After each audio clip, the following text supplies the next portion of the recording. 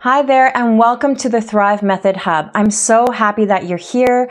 If you remember the last episode, we talked about cancer-related fatigue, and cancer-related fatigue is so important because it affects so many cancer survivors. We know that about at least 30% of cancer survivors have some form of cancer-related fatigue after diagnosis, and it can last for months or maybe even years. If you don't know me by now, my name is Becky. I'm a naturopathic doctor of over 10 years, a cancer thriver of over 20 years, a cancer coach, and a mom of 3 beautiful girls. So today I wanted to talk about cancer-related fatigue and some tools and some tips on how to improve it. And last time, if you remember and you recall, I actually discussed some underlying causes that could actually play into that cancer-related fatigue and make it even worse. And so some of the things that we discussed were things like medications, losing weight or gaining weight, that emotional distress that a lot of us feel, whether it's anxiety or depression, also stress in general, sleep factors, underlying medical conditions potentially, or suboptimal thyroid functioning, and other hormones that aren't functioning the way that we want them to. And all those things and more can actually play a part in making us feel more tired. The great part about that is, though, that if there are underlying factors that we can work to modify, then we can actually start feeling better and start feeling more energy, even though there may be other things playing a part.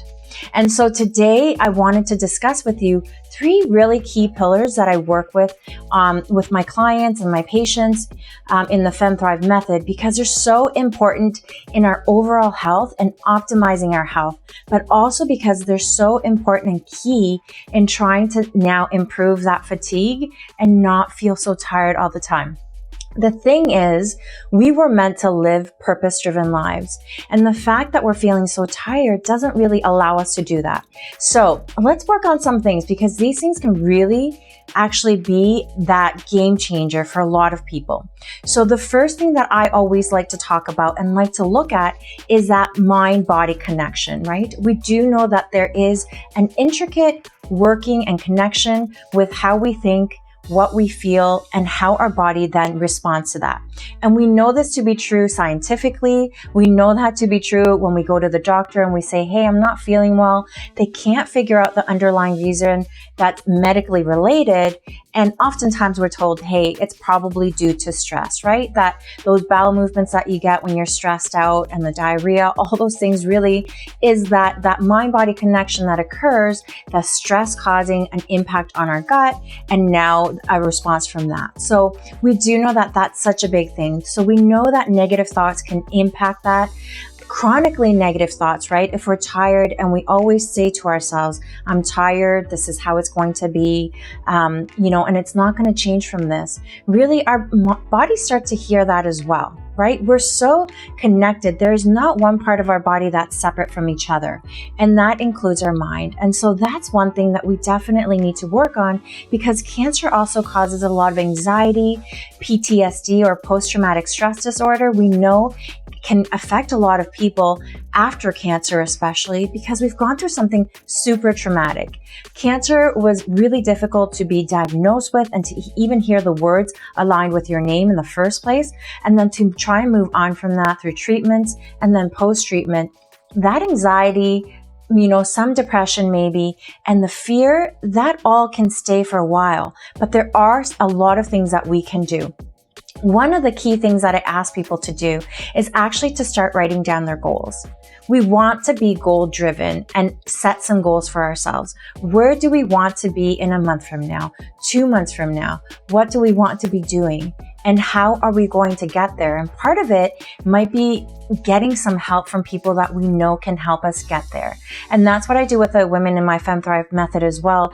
They're women that, really need a little bit more help, that wanted a bit more support. And I am so pleased to be able to do that for those women.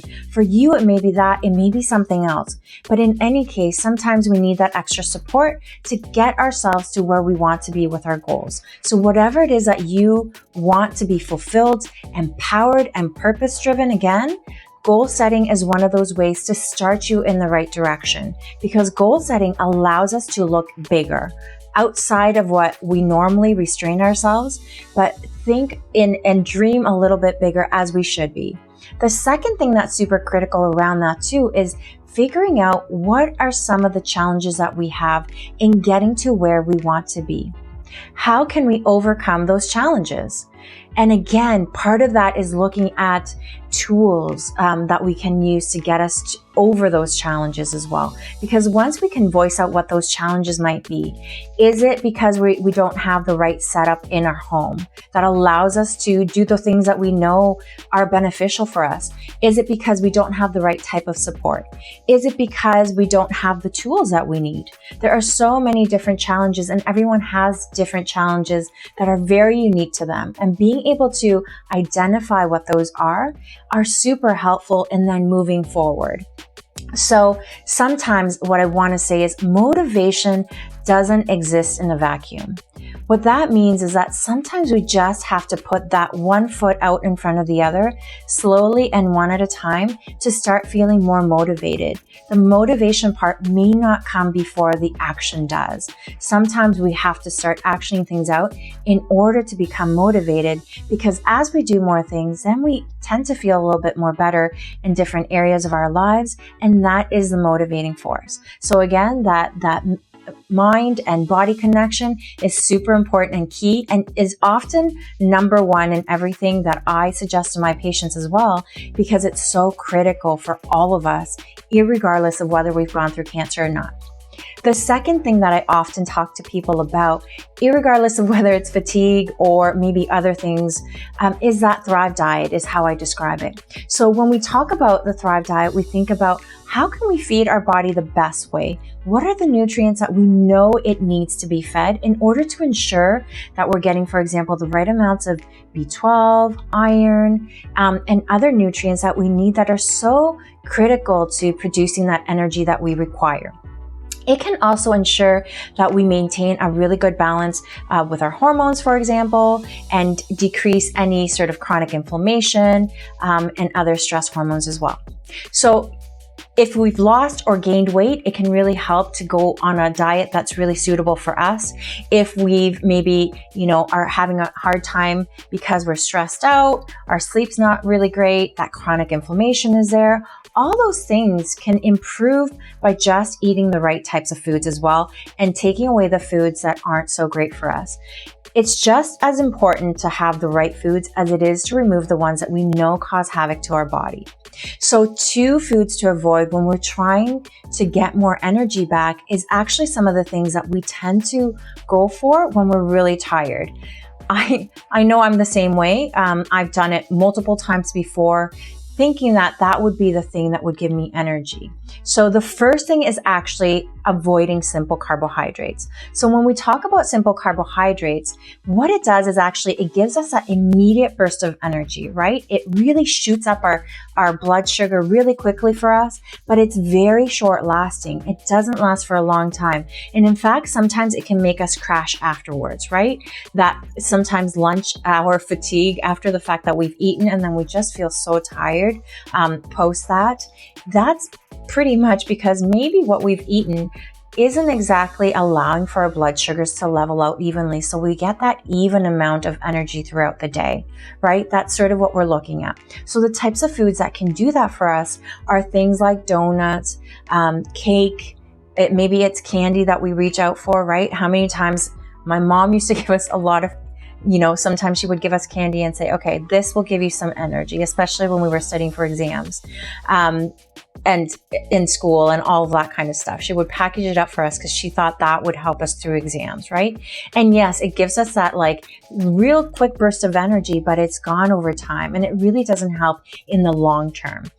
Juices or pop, cereal, even in the morning is actually sometimes a really bad way to start the morning, because again, it gives you that really short burst of energy because of that quick spike of blood sugar, and then that drops and it's short lasting. So in the long run, it can actually make you more tired to have those simple carbohydrates and add to that chronic inflammation. So that's one thing that we want to start minimizing or remove altogether.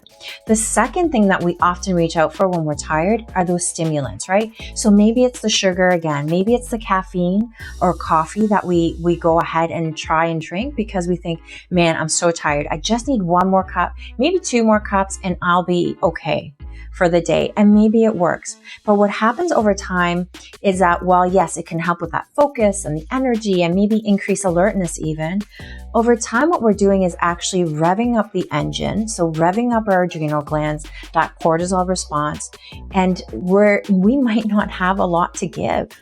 And we're just causing more stress to our system instead of causing less, instead of it allowing it to sort of slow down and recoup and regenerate so that we can have that longer lasting energy. We also find when we're drinking coffee, if you've had it for a long period of time, 1 or 2 cups may not work for you anymore. You may have to start reaching for more, and that's because that response is no longer there.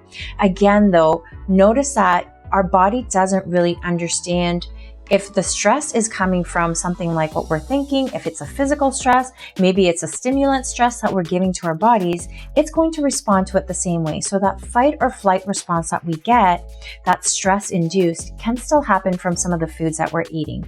And we want to minimize that as much as possible, because when you're so tired, you don't want to keep revving up your engine when you don't have anything to give. It just makes you more tired in the long run. The third thing I wanted to talk about was actually that breakthrough health through movement and sleep. We know that movement and exercise is so critical. And when you're tired, you might think, I have nothing to give. I really can't exercise anymore. I can't even barely walk around the house, for 10 minutes maybe at a time, if it's that bad. What I want to say though is that the type of exercise and also the intensity is really important in allowing our bodies to start healing rather than making us more tired. And so for everyone, that amount of intensity or the duration of the exercise is really different, right? We know that everyone is unique in how they feel in their situation, but what we do know through scientific data is that actually movement does help with fatigue. Even though we feel like, no, we just need to rest it out, that movement is actually what's going to allow us to feel better over time. It's not to say that we need to push ourselves, that we need to start doing all these, really intense exercise regimens, because that isn't what we need when we're depleted. But what we do need is to still allow for our body to start moving, to get that circulation going, to allow for more of that hormone balance to start happening with the movement, to achieve that healthy weight that we want to achieve also. There's so much around movement that's so critical that we want to start implementing that. And the intensity again and the duration may be different depending on your own body needs. The second thing around that is actually how long you sleep is important, but so is the quality. So you could be sleeping, say, 8 hours a night, but your quality may be super poor, right? Your quality may be to the point where you're waking up, you're like, did I even sleep? I feel like I slept, but it was 8 hours at least, but you're waking up and not feeling rested. So ensuring that we put in the steps to start sleeping better and getting that deeper sleep, right? Ensuring that we're eating properly. Again, that sugar can really drive and impact our sleep as well as junk food. Really, it can impact how we sleep and how deep we sleep. There are so many things around hormones, the environment that we put ourselves in, right? If there's some light coming into the room, then we know that melatonin production is affected as well. And melatonin is that hormone that allows us to get the rest that we need. So figuring out what your root problem of why you're not able to sleep is so critical to then allow you to start getting the type of rest that you need, to start feeling less stressed, to start improving the hormone balance and all of those types of things that we want to do. And part of that, again, is getting down to the root of why you're particularly not sleeping. The one really interesting thing too, if you're reliant on stimulants like coffee, is that oftentimes that coffee in the morning that we just had can have impact throughout the day, even up until nighttime. And I think that's so surprising to a lot of people to hear, but that's what data has shown us, that for some people, actually that 1 cup of coffee that they had in the morning so many hours ago that we think should be out of our system altogether actually still sticks around and impacts the quality and the quantity of our sleep. And so that's one of the other reasons why we want to ensure that we don't start implementing those stimulants in our day, because again, they can affect multiple other systems that we don't want to affect. So I hope that helps you. Again, we're talking about the mind-body connection. We're talking about the Thrive diet being so important, and a couple of things to remove from your diet that we know might make it worse actually. So that was the simple carbohydrates as well as the stimulants. And again, that movement is so critical as well. Whether or not we feel like doing it, that getting some movement in can actually help. And again, getting to the root cause of why you're not sleeping as well as you could be sleeping, and getting that really great rest when you wake up in the morning is super critical, and allowing us to again feel more energy, get out of feeling so fatigued, because over time we can definitely improve it. It just takes those steps one at a time. I hope that helped you, and I'll see you next time.